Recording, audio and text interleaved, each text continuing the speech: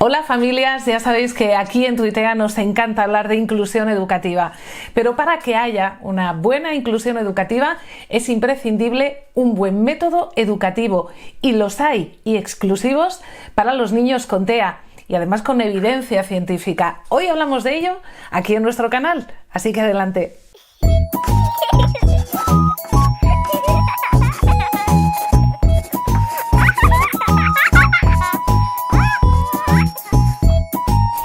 Y para hablar de esos modelos y estrategias educativas que los profesores que nos están viendo pueden poner en práctica en el aula y que además sabemos que funcionan, hoy tenemos con nosotros en Tuitea a Aitor Larrazeleta. Es maestro AL, es logopeda, maestro también de PT.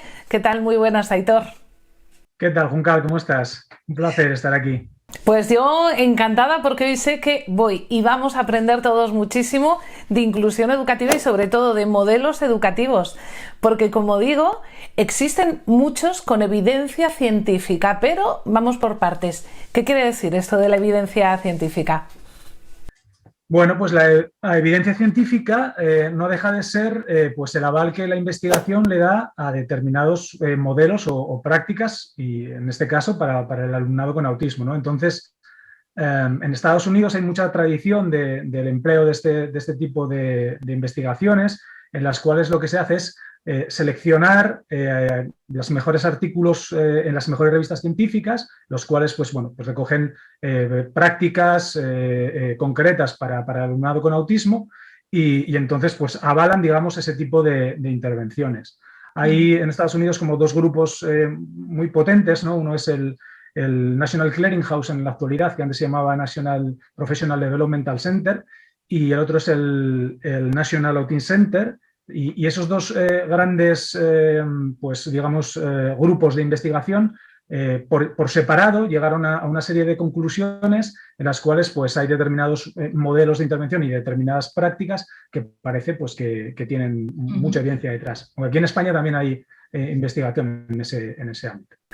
Podemos hablar de modelos, ¿no?, que son mucho más globales y luego de estrategias puntuales para abordar determinadas dificultades. Pero te voy a hacer una pregunta. Va sin trampa, pero realmente es que no sé qué me puedes llegar a contestar. Si yo pregunto en mi colegio o en cualquier colegio de nuestro país, ¿qué modelo educativo están implantando para un niño que haya en ese colegio con autismo? ¿Qué me dirían? A ver, los modelos educativos normalmente, lo que son los modelos, suelen estar más dirigidos a la atención temprana y a lo que... Y son modelos que a veces son difíciles de implementar en las escuelas porque incluso pues, recogen figuras como, imagínate, pues el modelo Denver, que es uno de los más conocidos, pues tiene la figura del terapeuta ocupacional que en las escuelas normalmente a día de hoy, pues desgraciadamente, no contamos con él, ¿no? Pero sí es cierto que en las escuelas lo que sí se pone en práctica, aunque quizás habría que bueno, pues reflexionar un poquito y darle quizás una vuelta, es prácticas focalizadas, es decir, los ladrillos con los cuales se construyen esos grandes modelos. Y que, bueno, pues en mi opinión sería importante que el profesorado en general, sobre todo relacionado con la atención a la diversidad, ¿no? Pues de orientación, de pedagogía terapéutica, de audición y lenguaje, tuviera un conocimiento pues, profundo sobre estas prácticas para poder trasladarlas a todo el equipo educativo, porque si hablamos de inclusión, lo importante es que todo el equipo educativo tenga conocimiento básico, una parte de él y otra parte de él pues, más avanzado y que este pues, equipo, digamos, de atención a la diversidad pueda ejercer como asesor del equipo docente en general, ¿no? Y de hecho, un poquito las investigaciones van por ese camino en lo que tiene que ver con la inclusión con el alumnado con autismo. Una de las cosas que están señalándose constantemente es la importancia del conocimiento profundo sobre el autismo y en general y sobre la práctica basada en la evidencia en particular. Claro, hay mucho, pero ¿cuánto llegan las aulas? Bueno, pues a las aulas, como decíamos antes, en los países sajones hay esa tradición y sí llega. Aquí en España yo creo que es un poquito menor. Hace como 10 años, una cosa así, había una investigación de David Saldaña de la Universidad de Sevilla, un investigador que es muy interesante todo su trabajo sobre el autismo en particular, y que en una comunicación, creo que era en un congreso de TAPI, de la Asociación de Profesionales del Autismo, habían hecho un estudio con un gran número de los centros educativos en Andalucía, ¿no? Y llegaban a la conclusión de que no había, sí que había conocimiento, pero quizás no era el suficiente, ¿no? Bueno, no nos vamos a poner muy técnicos, pero para dar así una línea general.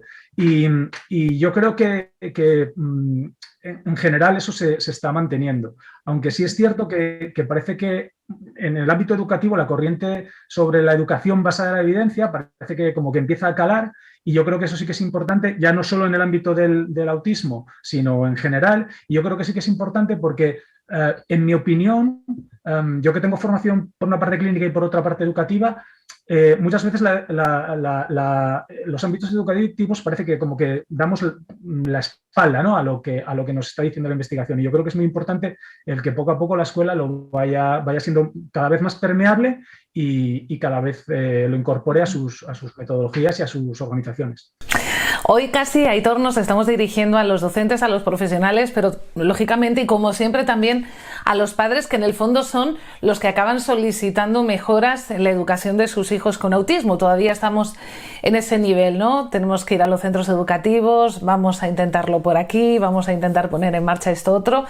Pero tú, como profesional, que estás trabajando además directamente con los centros educativos, ¿qué aconsejarías a los docentes que nos están escuchando que pusieran en marcha en sus colegios para ayudar en el aprendizaje de los niños con TEA?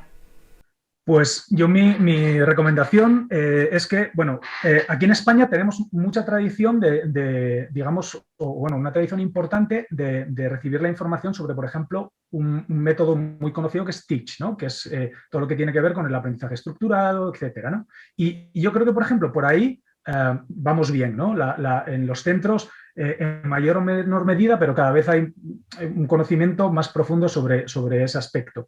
Pero sí que me parece muy importante el incidir en lo último, digamos, de lo último, ¿no?, que son esas prácticas basadas en la evidencia, que no dejan de ser las estrategias concretas en las que se construyen los diferentes modelos globales, incluido TEACH, pero como hablábamos antes, pues por ejemplo, modelo Denver o STERS o LEAP. Hay un conjunto, digamos, de 30, 40 grandes modelos, ¿no? Entonces, esos grandes modelos se construyen de esas prácticas, y esas prácticas concretas, muchas de ellas que son conocidas por el profesorado y que le suenan, por ejemplo, pues el modelado, la intervención mediada por pares, los apoyos visuales, los sistemas aumentativos de comunicación.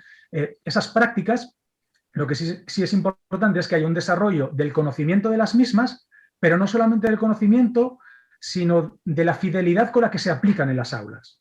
Porque, como yo comento muchas veces, una cosa es lo que yo sé, otra cosa es lo que yo creo que sé, y otra cosa es cómo aplico lo que yo sé. Ya. Entonces, es importante caminar en esa dirección, ¿no?, en el hecho de un mayor acercamiento al conocimiento de esas prácticas concretas, porque además esas prácticas, Samuel Odom, que es uno de los autores más importantes a nivel mundial en este campo, en el ámbito educativo y de la práctica basada en la evidencia, lo que habla es de incorporarlo a los programas técnico-eclécticos, es decir, lo que serían los planes individualizados de trabajo. Esas prácticas se podrían incluir perfectamente en el ámbito metodológico e incluirlas, pues como decíamos, muchas veces se hace, ¿no?, por ejemplo, modelado, pero sí es cierto que hay dos tipos, por ejemplo, clásicos de modelado para el alumnado con autismo, que muchas veces, por ejemplo, pues el profesorado lo desconoce, ¿no?, y solo conoce pues uno de ellos, ¿no? O, por ejemplo, hay prácticas que ya no está tan familiarizado el profesorado, ¿no? La intervención mediada por pares, el Pivotal Response Training, por ejemplo, como práctica en sí. Hay diferentes cuestiones en las cuales se podría ir avanzando, y ya no solo en ese conocimiento, sino también en su aplicación en el aula, ¿no?, en cómo se están aplicando. Aitor, si te parece, vamos a hacerlo como si esto fuese casi un tutorial. Te voy a preguntar, por ejemplo, por los, no sé, por poner un número, 6 que tú consideres esenciales. Por ejemplo, me hablabas del modelado, de los sistemas alternativos y aumentativos de comunicación. Sí. Bueno, de las lo que hay ahora mismo o sea, lo que nos indica la evidencia, el último informe, que es de 2020, como te decía antes, del National Clearinghouse, ellos hablan de 28 prácticas, ¿no? Esas 28 prácticas están orientadas a determinadas habilidades en concreto y para determinadas edades. Entonces, no es tanto el seleccionar 6 como en seleccionar la práctica concreta para la habilidad concreta para la edad concreta. Ajá. Entonces, claro, porque, por ejemplo, podemos hablar de, imagínate, que habláramos de la intervención naturalista, ¿no? Que es la intervención en contextos naturales, que es muy importante, pero quizás para determinadas habilidades la intervención naturalista, sobre todo a edades mayores, no tanto en las tempranas, porque prácticamente cubre todas las habilidades, pero cuando el niño o la niña con autismo, por ejemplo, se convierte en un adolescente, pues la intervención en contextos naturales ya no tiene tanta evidencia detrás como en todas las habilidades que tiene, como cuando es un niño o una niña. Uh-huh. Y una cuestión que yo creo que también es importante es el hecho de señalar que haya evidencia no significa que sean, como yo digo, las tablas de la ley. Es decir, la evidencia lo que te hace, David Saldaña, por ejemplo, habla de un concepto que a mí me parece muy interesante, que es el concepto de evidencia en un contexto de incertidumbre. Es decir, que tengas evidencia lo que te dice es que es la mejor de las opciones, pero no significa que sea siempre una opción de acierto. Que tú utilices determinada práctica para determinada habilidad y en determinada edad, es mucho más probable que sea exitosa si utilizas estas prácticas, ¿no? Y es adecuada a ese momento evolutivo y a ese contexto. Pero eso no significa que siempre vayan a funcionar. Por eso es muy importante también el conocimiento del propio profesional y su pericia. Y el hecho de balancear, de hecho, dentro del concepto de la práctica basada en la evidencia, está la importancia de la práctica profesional, ¿no? De lo que el práctico aporta. Claro, me da la sensación de que estamos hablando de un tema complejo que conviene plantear con una persona especializada en el tratamiento, en el seguimiento de personas con autismo, ¿no? No sé si esas figuras existen realmente en nuestras comunidades. A ver si existen, yo sí que creo que existen, lo que pasa es que yo siempre hablo de la tormenta perfecta, es decir, ha habido un incremento por múltiples razones pues sustancial del alumnado con autismo. Nosotros aquí en Asturias, hace unos años, un grupo de profesionales con los cuales, bueno, tengo mucha relación y son grandes compañeros y, bueno, compañeras, porque eran más mujeres y muchas de ellas amigas. Sacamos una guía, digamos, de recomendaciones para el trabajo en el entorno educativo. Bueno, pues en esa guía recogíamos un poquito los datos de los 10 últimos años de la escolarización en Asturias del alumnado con autismo. Bueno, pues en 10 años aquí en Asturias se quintuplicó, se pasaron de 200 y pico críos y crías con dictamen asociado a necesidades educativas especiales, pues por presentar autismo a casi 1000. Entonces, ¿qué pasa? Que ese gran número de niños y niñas, en mi opinión, lo que yo no veo es que esos recursos especializados o altamente especializados de apoyo que servirían para dar todavía mayor cobertura al profesorado de atención a la diversidad que está en los centros y al propio profesorado generalista, yo creo que no está creciendo en ese volumen. Y claro, muchas veces, por ejemplo, pues yo tengo compañeros y compañeras que, como vulgarmente se dice, no dan abasto. Yeah. No son capaces de ir a todos los centros porque, claro, es tal el volumen de alumnado que no llega. De hecho, me consta que habéis puesto en marcha un programa de formación, de talleres para profesores, para docentes, ahí en vuestro Principado, y os habéis visto desbordados, ¿no?, de la cantidad de profesores que quieren formarse y conocer algo más sobre sus alumnos con TEA. Sí, hubo una propuesta del Centro de Profesorado y Recursos de Cuencas Mineras, de aquí, de uno de los 4 centros de profesorado y recursos que tiene la Consejería de Educación aquí en Asturias, y lo que hicimos fue, pues bueno, una adaptación de un poco de la metodología que utilizan en Estados Unidos, del uso de vías online para intentar, pues eso, formar a profesorado de pedagogía terapéutica y de audición y lenguaje. Bueno, la verdad es que se disparó la matrícula.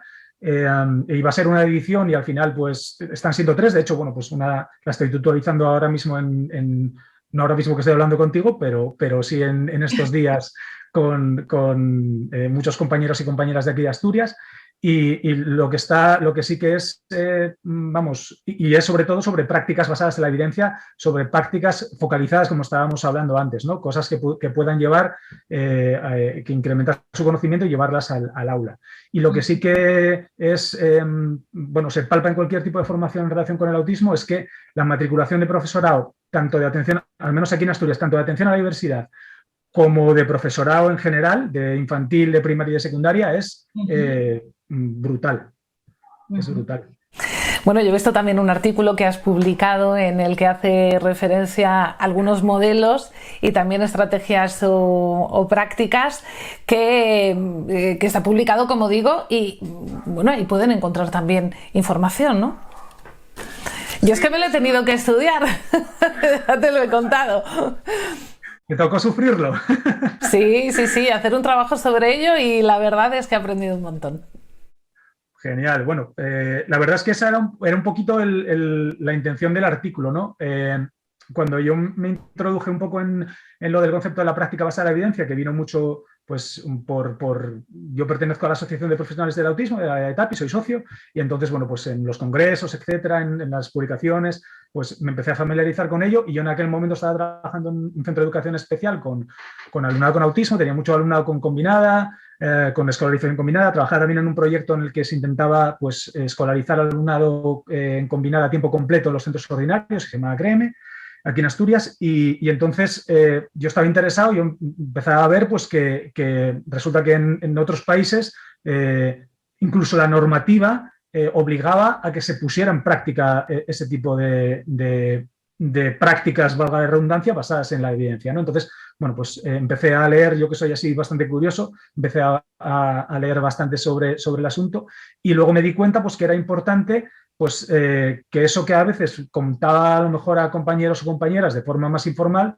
pues estuviera recogido de forma organizada en un artículo que, bueno, lo envía a una revista aquí española que me publicaron, y que yo creo que es interesante porque recoge un poquito la idea, recoge la diferencia entre lo que son los modelos globalizados, las prácticas focalizadas, y luego las prácticas que en aquel momento recomendaba el organismo que antes os comentaba, que es el National Professional Development Center, que ahora se llama National Clearinghouse, y que ahora en 2020 acaba de sacar su última publicación, que mira, la tengo por aquí impresa, la puede consultar cualquier papá, cualquier mamá, cualquier profesional. Está en inglés porque no está traducida al castellano, pero que la cual, pues, va marcando las nuevas prácticas que en su momento en aquel artículo eran 27 y ahora son 28. 28, tampoco son tantas, ¿no? No, yo creo que, y muchas de ellas son conocidas por el profesorado, otras de ellas yo creo que no tanto, y ahí vamos a un poco a la idea que hablábamos antes, que lo que importante es profundizar en ellas y que se vayan generando. Yo creo que haya la posibilidad de que los equipos, digamos, psicoeducativos de las diferentes consejerías de educación tengan la dotación de recursos humanos suficiente como para poder, pues, divulgar ese conocimiento a los centros. Aitor, estamos hablando de métodos y también, por otro lado, estrategias o prácticas focalizadas. Pero si nos centramos en lo más global, en los métodos, ¿cuáles se recomiendan o tienen evidencia? Bueno, hay múltiples, hay entre prácticamente 30 a 40, pero algunos de los más importantes serían, por ejemplo, bueno, pues el Denver Model, el modelo Denver, que es bastante conocido aquí en España, el modelo Teach, el modelo Search, el Pivotal Response Training, el modelo Leap. Hay multiplicidad de los mismos. Lo importante es que normalmente estos modelos se consideran manualizados. Es una traducción, digamos, un poco literal del inglés. ¿Y por qué? Porque tienen, aparte de una serie de características que no nos vamos a detener en ellas, pero siempre tienen detrás un manual. Bien un manual que se haya publicado o bien un manual interno en el cual se desarrollan todos los pasos a seguir para llevar a cabo ese modelo de una forma que pueda ser replicable en cualquier lugar, ¿no? Entonces, bueno, para que la gente se haga una imagen visual, ¿no?, de alguno de los modelos, pues este, por ejemplo, es el manual del modelo Impact, ¿no? O, por ejemplo, Uno de los más conocidos es el modelo Denver, que además está traducido al castellano y que es bastante, digamos, está bastante divulgado en nuestro país, ¿no? Pero, por ejemplo, todos los modelos que tiene gran importancia, que no está traducido al castellano, es el modelo Stertz, ¿no? Que tiene 2 volúmenes, pero como veis, todos ellos tienen un formato de manual para poder seguirlo y replicarlo. Y por ejemplo, pues está el Pivotal Response Training, que además tiene múltiples publicaciones sobre el mismo y que es un modelo bastante revolucionario en su momento porque fue, digamos, un punto intermedio entre las intervenciones más conductuales clásicas y el modelo Teach, ¿no? Entonces, también tiene mucha repercusión y tiene mucha incidencia. Por ejemplo, el modelo Denver pues está inspirado en este modelo Pivotal Response Training. Al final se van también entrelazando, pero luego hay pues eso, muchísimos más. Por ejemplo, los más recientes, este que os enseñamos antes, Impact y Pact, bueno, hay infinidad de ellos. Entonces, ¿es tan simple como hacerse con estos ejemplares o con el que a uno más le guste, ¿no? Porque información también hay en Internet, ver cuál se adecua más a nuestra situación o circunstancia en el aula y leerlo y seguirlo, ¿no? En la medida de lo posible, no hace falta más, ¿o sí? En este caso, para estos modelos, lo importante, yo recomiendo la lectura, sobre todo para la gente, digamos, de mayor especialización, de atención a la diversidad, etcétera, para ir construyendo conocimiento, digamos, para tener ese maletín de conocimiento en el cual tú luego vas a poder utilizar tus herramientas, ¿no? Pero dentro de estos modelos sí que se construyen los construyen una serie de prácticas que se llaman prácticas focalizadas y con esas prácticas, esas sí que las vamos a poder incorporar de manera sencilla a los planes individualizados de trabajo, a la parte metodológica, ¿no? Por eso es importante pues, tener ese conocimiento de algunos de estos modelos de forma global y luego tener un conocimiento ya más específico de las prácticas que los componen. Importantísimo. Pues aquí debajo vamos a dejar los enlaces para que tengáis mucha más información, porque como veis es un tema denso, complejo, pero queríamos hacer esta primera introducción para que al menos los padres, los docentes, supiesen que existen estos métodos, que existen también estas estrategias de aprendizaje y que además existe evidencia de que funcionan. Y ahora además, pues para el que se defienda bien en inglés, pues acaba de salir recientito del horno el último, que incluye algunas estrategias más. Ha sido un placer tenerte hoy por aquí, aprender un poquito más sobre los modelos que benefician a nuestros hijos en el aprendizaje en aulas ordinarias. Queda mucho por hacer, hay todavía mucha batalla, pero con esa buena disposición de muchos profesores vamos mejor. No sé si los profesores van un poquito por delante de las administraciones, pero bueno, mientras sea así, tengamos su apoyo, bienvenidas sea. Pues un placer haber estado aquí, Juncal. Quizás una de las prácticas que más les pueda llegar a interesar a las familias que nos están viendo es la intervención mediada por padres y por madres, que es una de las 28 prácticas que se recomiendan y que seguro que bueno, con la lectura y con la lectura del resto de las mismas, hay algunas que las van a poder también poner en práctica en el hogar. Y nada, un placer haber estado aquí y ojalá que sirva tanto para el profesorado como para las familias, que yo creo y las administraciones educativas, que tenemos que trabajar en coordinación para conseguir lo mejor para los niños y niñas y para las personas con autismo. Gracias, Aitor. A ti. Y muchísimas gracias también a todos aquellos que nos seguís en Tuitea. Estamos en Mundo Tuitea en Instagram y en Tuitea, tanto en Facebook como en YouTube. Y también tenemos un grupo en Facebook y aquí estamos. Seguimos grabando muchos más vídeos para veros por aquí. Si os gusta, además, darle a la campanita. Hasta pronto.